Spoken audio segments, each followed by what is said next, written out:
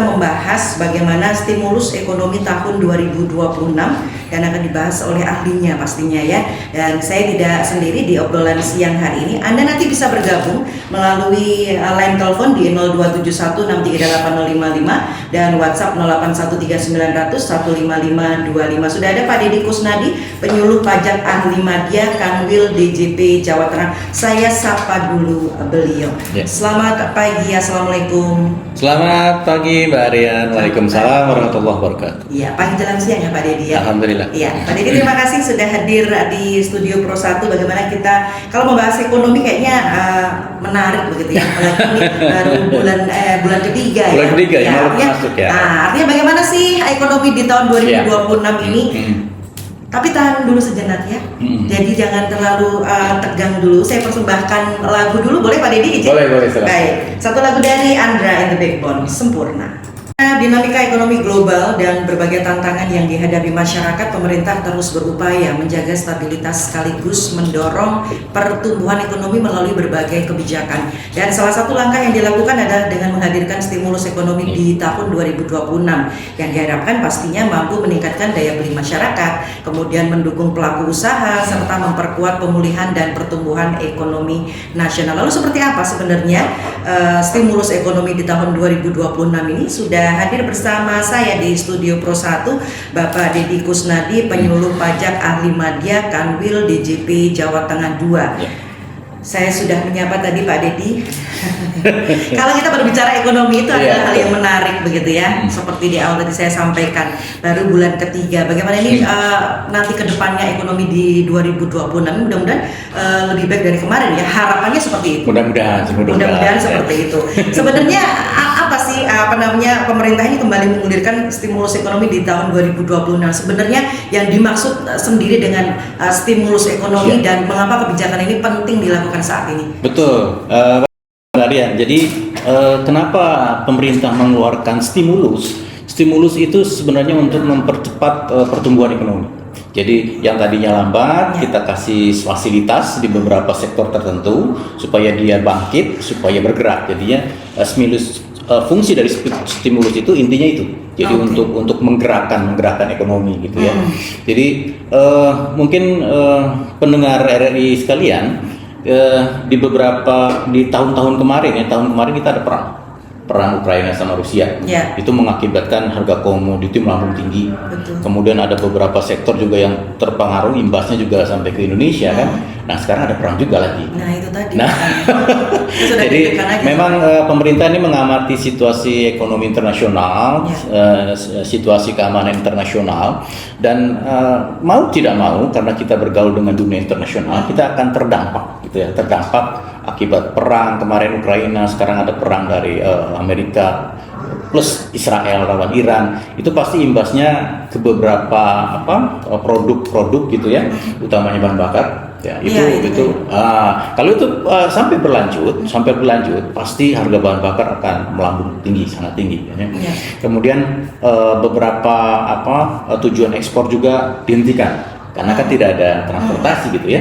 Nah, untuk menggerakkan ekonomi di dalam negeri, pemerintah mengeluarkan beberapa stimulus. Jadi yang penting dalam negeri bergerak dulu supaya ekonomi bergerak. Kalau ekonomi bergerak, masyarakat ada saling berusaha, di situ kan ada penghasilan gitu ya.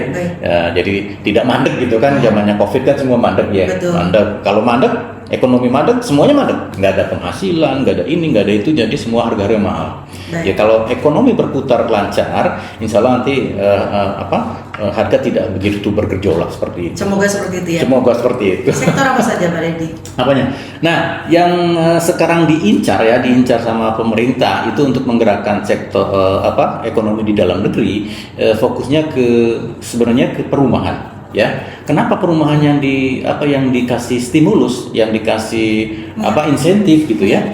Karena perumahan ini dampak ikutannya sangat besar. Ya, di perumahan di situ ada pekerja. Itu ya, di situ ada pekerja, di situ ada toko bangunan, di situ ada toko genteng, kemudian toko bangunan ada karyawan yang sangat banyak gitu ya, buruh-buruh migran gitu kan. Buruh migran dia juga perlu makan. Berarti di situ di sektor kuliner juga bergerak gitu kan. Jadi dengan menstimulus sektor properti atau perumahan ini, pemerintah berharap semua ikutannya akan ikut bergerak.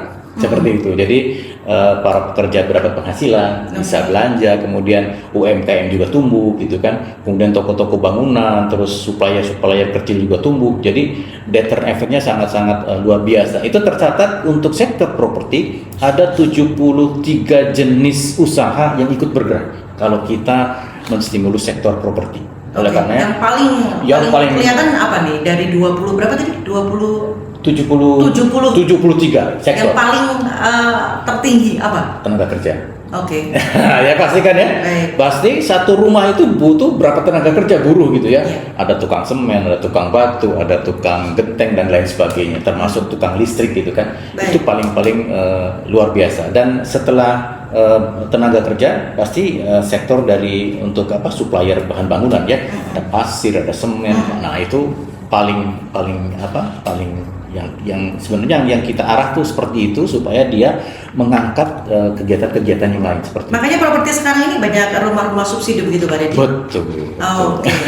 Baik. Kemudian insentif apa saja yang diberikan pemerintah untuk tahun 2026 ini Pak Deddy? Untuk 2026 ini ada beberapa insentif yang sudah digelontorkan. Ini khusus terkait dengan perpajakan saja gitu ya. Baik. Di luar perpajakan ada insentif lain itu nanti dari kementerian lain. Baik. Nah, dari perpajakan paling tidak sampai dengan bulan Maret ini ada 5 insentif yang digelontorkan oleh pemerintah gitu ya. Ada yang dikeluarkan di akhir tahun kemarin, itu insentif terkait pemberian rumah tapak. Rumah tapak itu rumah yang ada tanahnya, itu rumah tapak istilahnya. Kalau rumah yang nggak ada tanahnya, rumah susun namanya. Oh, rumah susun, kemudian yang lebih ini lagi ekonomi menengah ke atas, ke atas itu apartemen. Apartemen, nah, tapi apartemen nggak masuk sini. Tidak masuk sket ya. Betul. Baik, oke.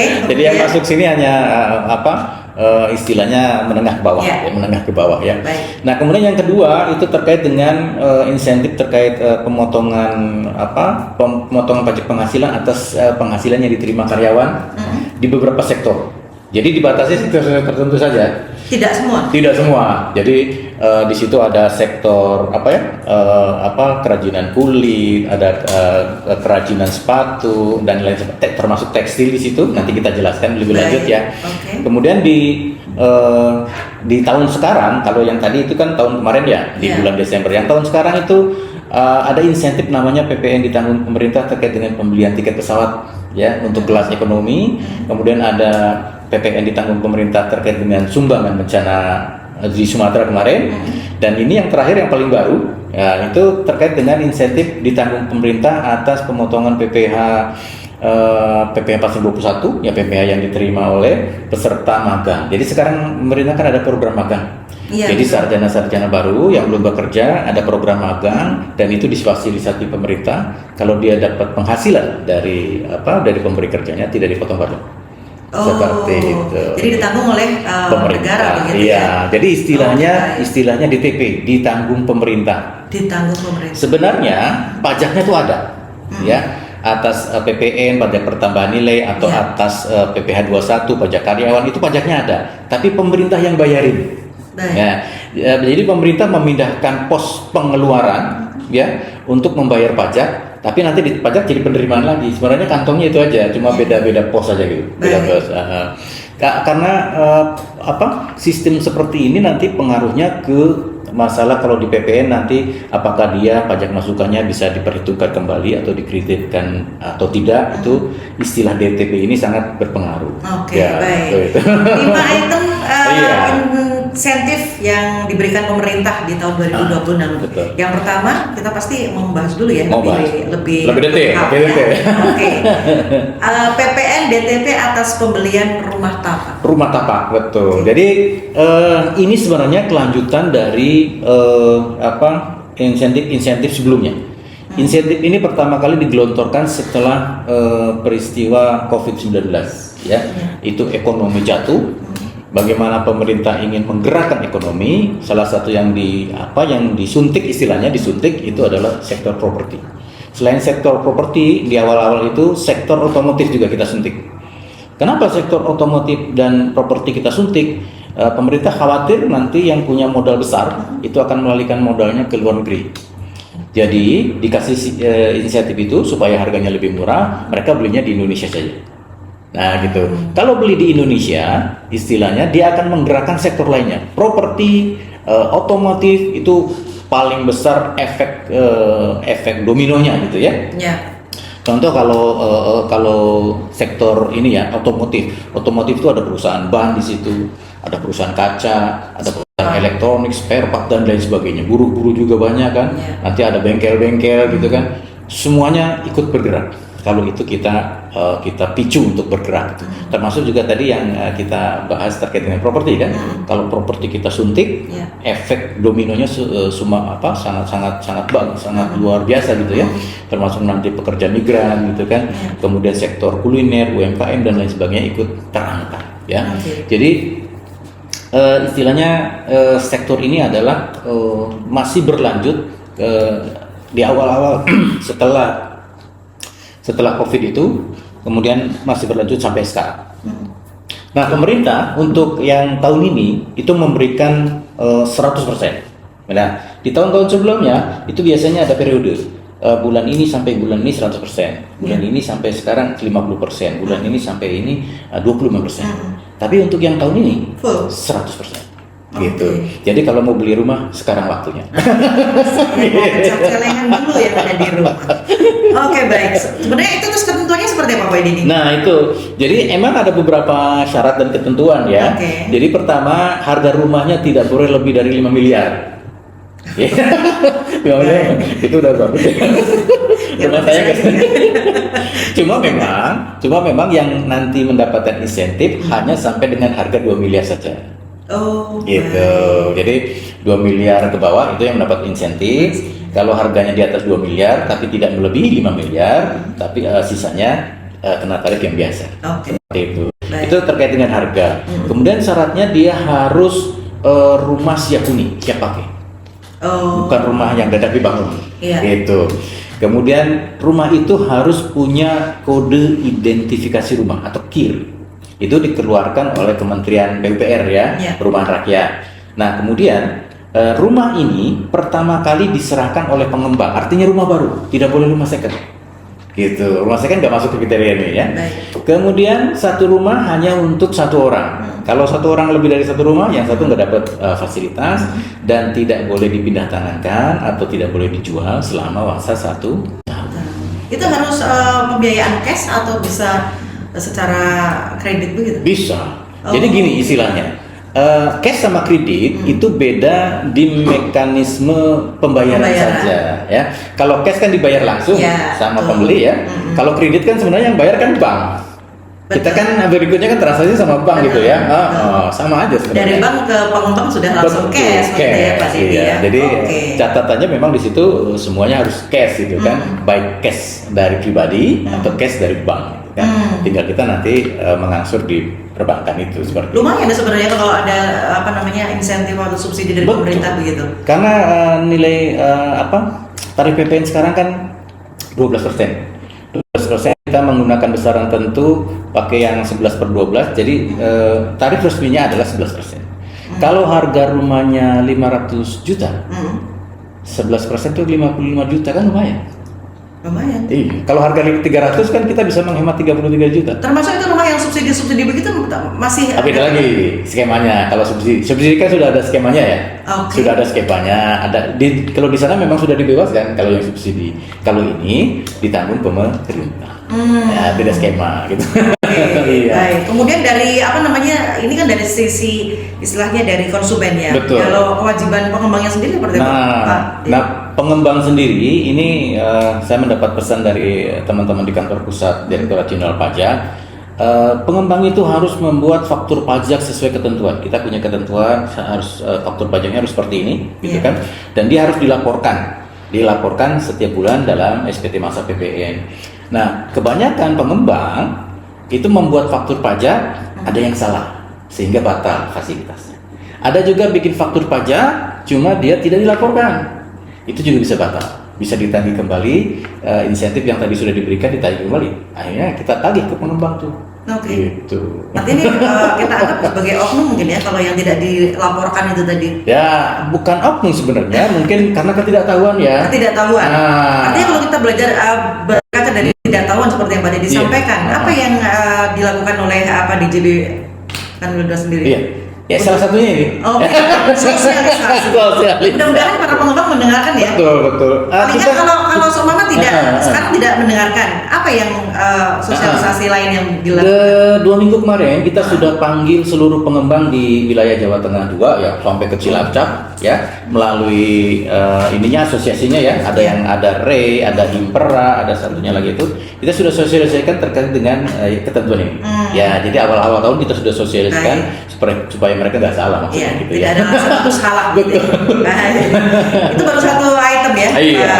Jadi kemudian yang kedua tadi mengenai pasal 21 DTP atas penghasilan tertentu. Ya. Seperti apa? Ya, jadi penghasilan tertentu itu penghasilan yang diterima karyawan dalam sektor-sektor tertentu. Ya, di sini ada disebutkan industri alas kaki atau sepatu biasanya, kemudian industri tekstil dan pakaian jadi, ya, kemudian industri furniture, kemudian industri kulit dan barang dari kulit. Yang terakhir ini pariwisata. Tahun kemarin pariwisata belum masuk, nah tahun sekarang kita masukkan di sini di industri pariwisata karena teman-teman di pariwisata, oh Pak masa industri itu aja yang dapat, saya nggak dapat. Nah, tahun ini dapat fasilitas. Kenapa difokuskan kepada industri pakaian jadi kemudian kulit, kemudian kenapa nggak yang lain-lain? Disinilah yang pekerjaannya paling banyak.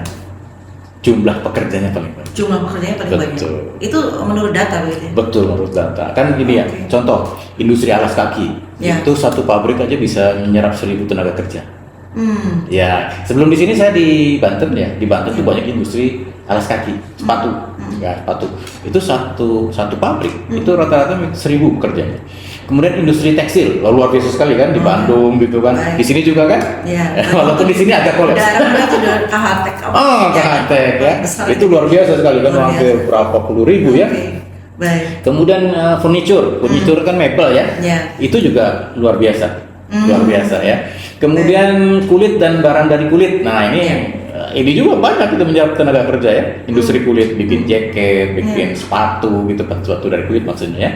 Kemudian yang terakhir memang pariwisata. Pariwisata kemarin belum tersentuh gitu ya. Tapi karena ada permintaan dari beberapa asosiasi, kita berikan juga di pariwisata kan banyak juga. Termasuk di Jogja, Solo gitu kan. Tapi di Indonesia kan banyak tempat pariwisata juga gitu Pak Deddy ya. Ya menarik ini obrolan kita, tapi kita tahan dulu. Boleh ya. Ya, pendengar Anda bisa langsung bertanya kepada Pak Deddy Kusnadi mengenai tema kita stimulus ekonomi tahun 2026. Ada beberapa item kurang lebih tadi 5 masalahnya yang akan stimuluskan oleh pemerintah kepada para pembelian rumah tapak, kemudian penghasilan tertentu, pembelian tiket pesawat. Ini yang ketiga belum. Kita rehat sejenak. Anda bisa bertanya langsung nanti di 0271 63855 dan WhatsApp 0813 900 15525. Sesaat lagi saya dan Pak Deddy kembali di obrolan siang.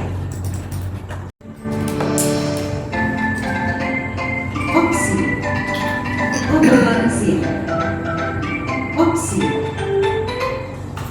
Anda masih bersama kami di obrolan siang dan masih bersama Pak Deddy Kusnadi, penyuluh pajak ahli media Kanwil DJP Jawa Tengah 2, dan kita lagi membahas bagaimana stimulus ekonomi tahun 2026. Dan Anda bisa bergabung dan bertanya langsung kepada Pak Deddy pendengar di 0271638055 dan WhatsApp 0813 900 15525, dan kami juga live di YouTube di RRI Surakarta.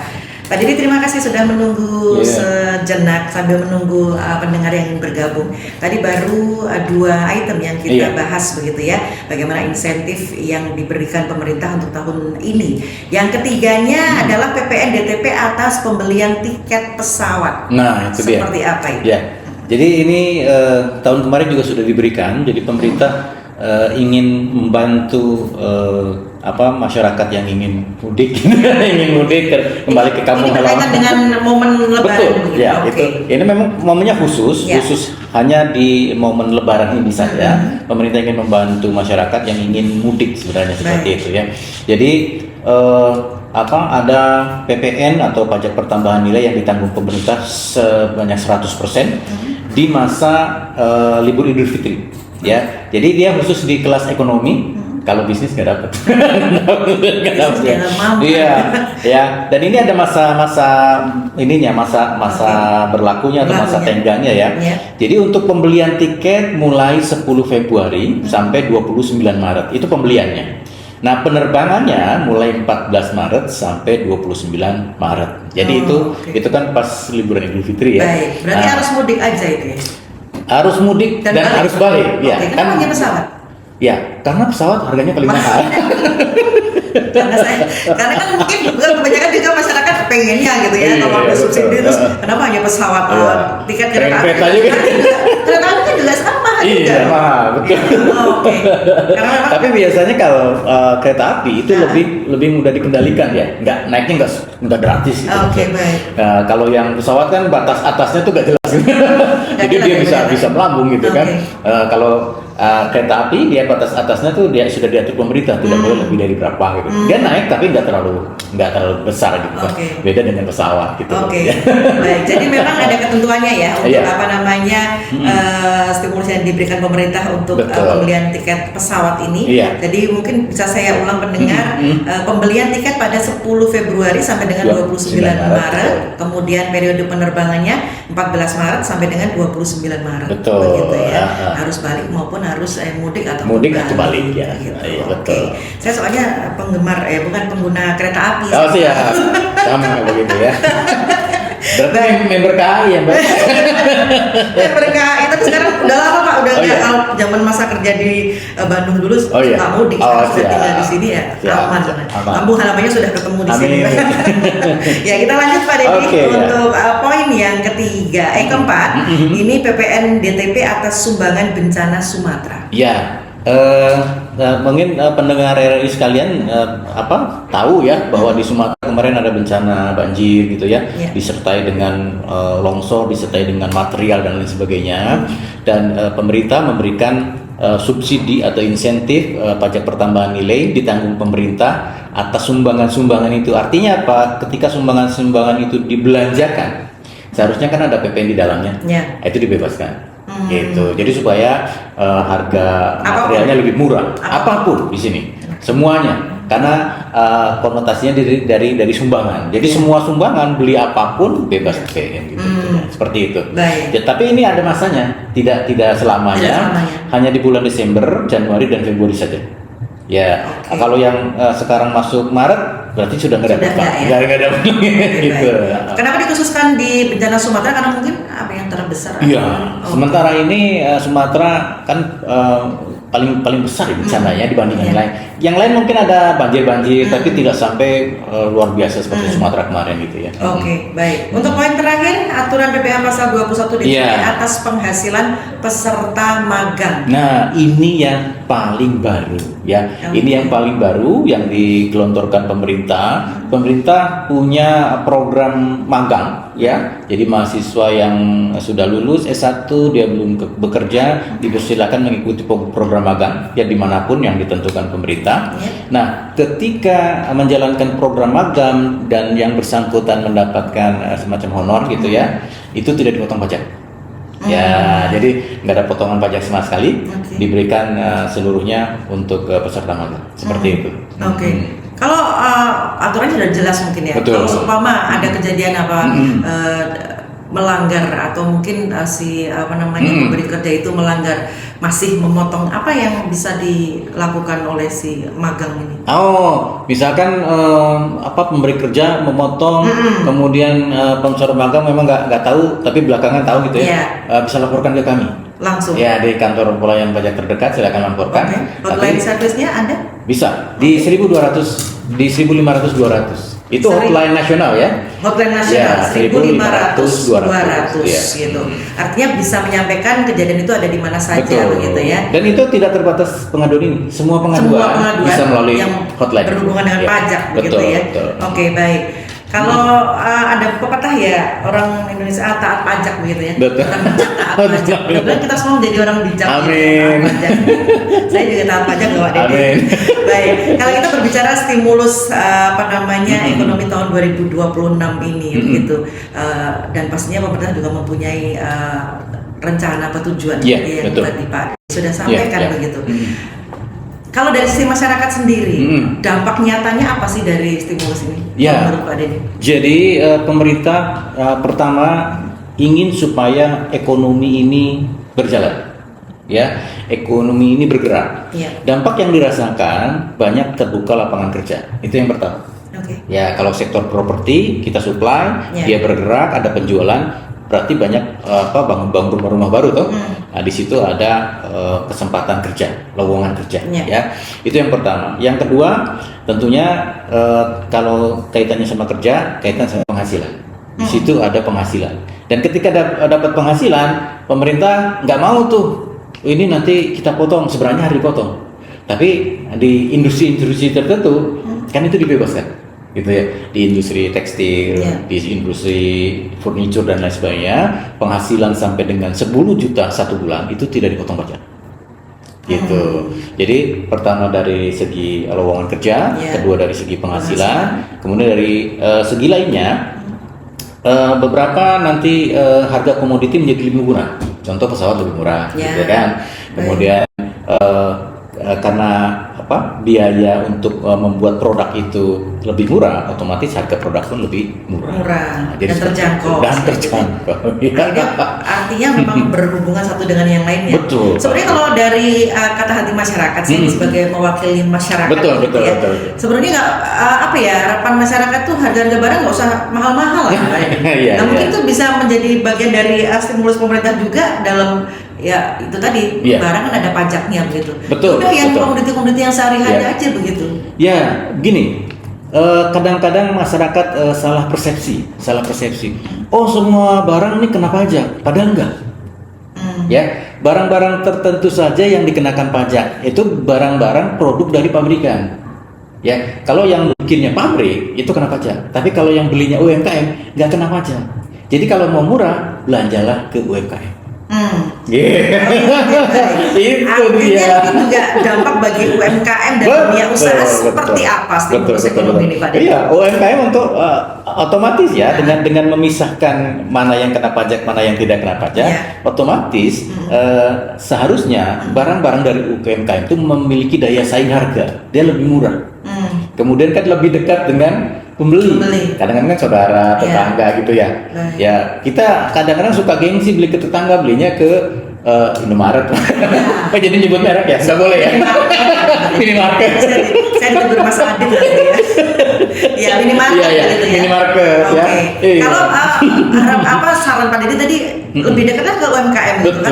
Tapi sekarang di tengah kemajuan zaman, saya tinggal begini. Kirim ya. Online gitu. Nah itu seperti apa? Ya, beberapa UMKM sudah masuk ke online loh. Jangan salah loh ya. Bisa terjawab. Iya, kan pakai beberapa aplikasi kan belinya ke UMKM. Baik. Iya, yang pakai sen gitu kan. Berarti artinya para pelaku ekonomi dalam hal ini UMKM ini juga harus harus mengikuti perkembangan zaman juga. Kreatif dan inovatif begitu ya. Betul. Mereka harus semua sekarang zamannya sudah online, mereka harus gabung ke online. Kalau dia jualan cuma di depan rumah ya nggak laku gitu kan. Iya, karena sekarang orang kebanyakan mager ya. Mager dan jatuhnya memang lebih murah. Betul, karena ada transportasi gitu kita ya. nggak usah capek-capek. Belum macetnya. Begitu. Cuma ya risikonya mungkin kadang-kadang tidak sesuai dengan ekspektasi. Begitu. Kalau mau beli langsung kan bisa mencoba mungkin ya. Bisa milih-milih juga. Iya, ada kelebihan ada kekurangannya pasti begitu ya. Artinya dengan stimulus ini daya beli masyarakat seperti apa? Iya. Tadi karena penghasilannya tidak dipotong, otomatis ada uang lebih untuk belanja lah gitu ya. Kemudian karena harganya juga dari UMKM lebih murah, dia bisa beli lebih banyak gitu. Jadi seharusnya dia dapat satu bisa dapat dua kan gitu ya. Seperti itu. Jadi pemerintah tuh pengennya seperti itu. Kalau pembeli belinya banyak, tentu produksi UMKM juga lebih banyak. itu penghasilan dari UMKM kan meningkat juga. Ya. Nah, efeknya berantainya seperti itu ya. Iya, saling berhubungan. Betul. Pendengar, Anda mungkin salah satu pelaku UMKM atau mungkin seperti saya konsumen begitu ingin bertanya kepada Pak Deddy mengenai tema kita siang hari ini, masih boleh loh. Boleh. Masih ada waktu di 0271 638 dan WhatsApp 0813 900 15525. Jadi artinya dengan stimulus ekonomi di 2026 ini, kelompok masyarakat mana yang paling merasakan dampaknya menurut Pak Deddy? Pertama yang efek yang paling signifikan adalah pekerja seperti buruh-buruh seperti tadi ya. Karena otomatis penghasilannya tidak dipotong, dia bisa membawa lebih banyak penghasilan ke rumah gitu kan. Itu yang paling dirasakan paling ini. Antara penghasilan tetap berapa? Sampai dengan 10 juta satu bulan. Itu di bawah 10 juta, maksimal 10 juta. Iya, maksimal 10 juta ya. Okay. Kalau yang harian itu 500.000.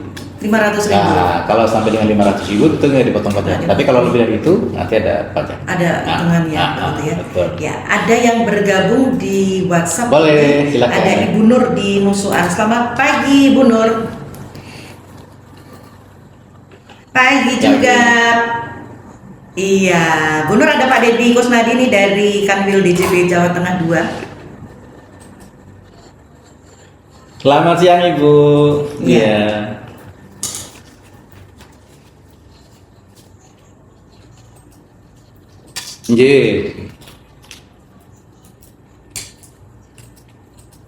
Apa yang mahal apa Bu Nur? Spare partnya mungkin Bu ya? Oh iya. Ya. Iya. Oke, baik. Iya. Iya. Betul. Baik. Oh iya. Iya, pipa yang kuningan Bu ya? Iya.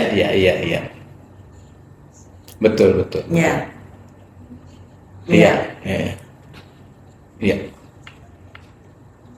Betul. Baik. Oh, baik. Iya. Nah, sehati kita ya.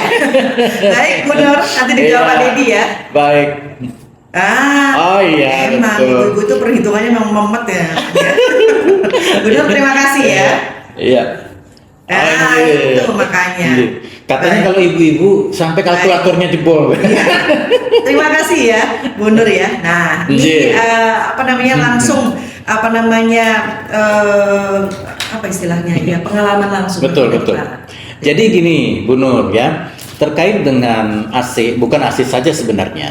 Ketika barang-barang itu didapat dari impor, bukan dibuat dari Indonesia, itu pasti terdampak kenaikan harga-harga di luar negeri.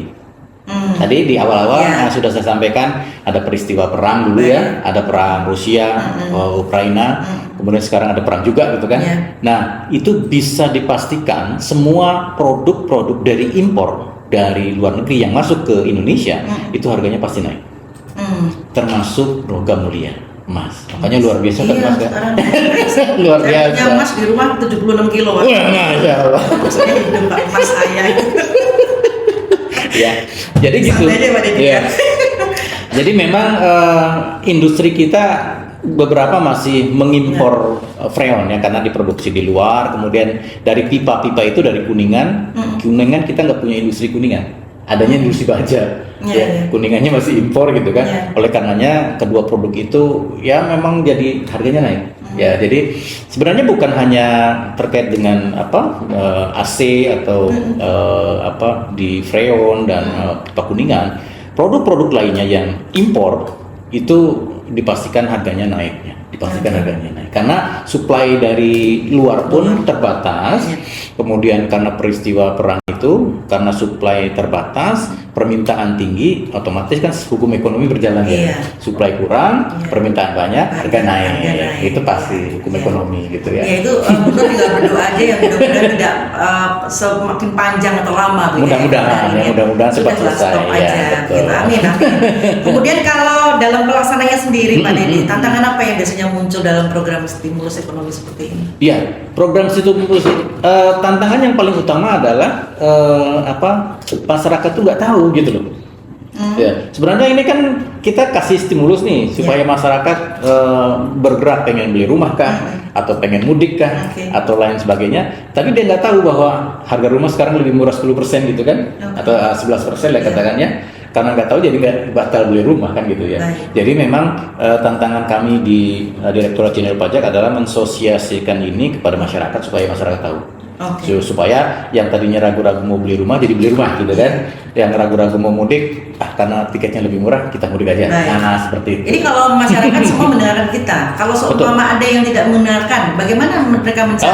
Betul. Banyak jalur yang kita gunakan selain RRI, kita juga ada di media cetak gitu kan. Kita juga ada di YouTube kita juga. YouTube.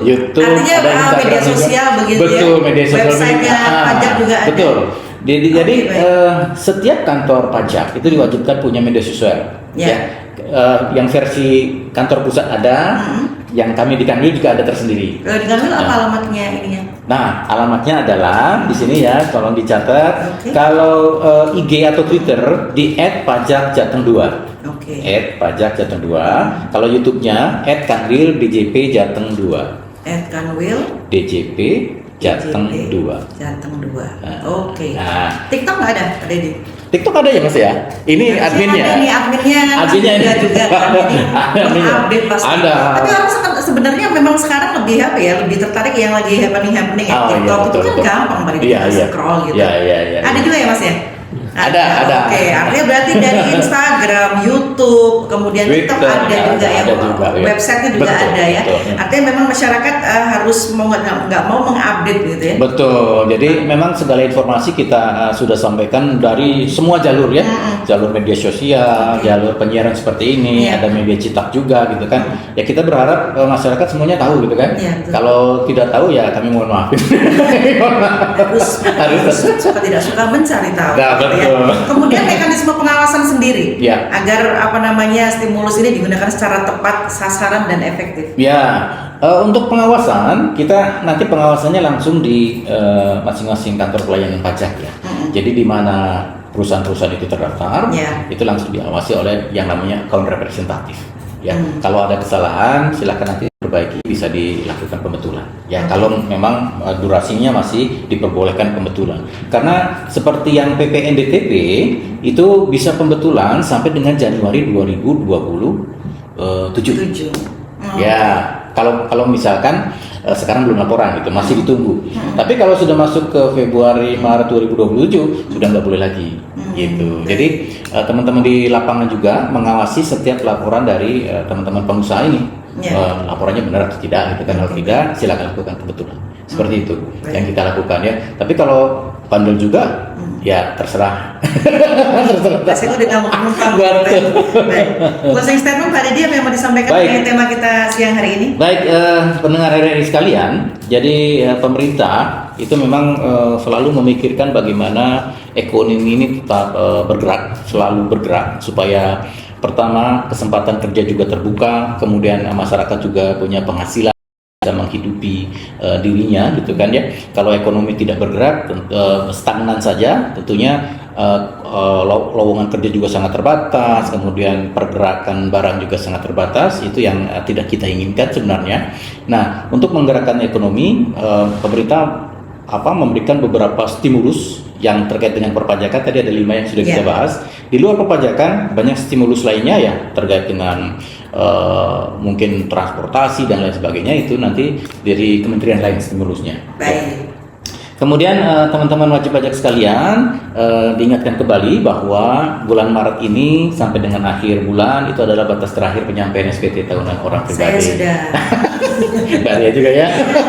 orang bijak taat pajak, Iya, Pak. betul. Itu diingatkan kembali, kemudian jangan nanti mepet-mepet ke akhir bulan ya. Nanti crowded, Iya. nanti korteknya error. Betul. Baik. Sekarang aja sering error ya. Iya, betul. Semua orang pakai. Betul. Dan nanti untuk bulan April itu untuk masa pelaporan SPT tahunan PPh badan ya, untuk badan hukumnya. Ya. Oke. Kalau yang sekarang untuk orang pribadinya, karyawan, Ya. pengusaha, yang orang pribadinya gitu ya. Baik. Jadi jangan sampai melewati batas waktu, karena nanti di situ ada sanksi administrasi seperti biasa ya gitu ya. Itu saja yang bisa saya sampaikan. Terima Baik. kasih Mbak Ria. Terima kasih Pak Dedi, Mas Nadi Oke. udah hadir di Studio Pro 1, sudah memberikan pencerahan gitu ya bagaimana stimulus ekonomi tahun 2026 ini. Terima kasih. Terima Sehat kasih, selalu. sama-sama. Semoga ketemu lagi di lain kesempatan Amin, di lain amin. pembahasan begitu ya. Ya, terima kasih pendengar Anda sudah menyimak obrolan siang hari ini dan tetap bersama kami di 101 FM Pro 1 RRI Surakarta, kanal informasi dan inspirasi.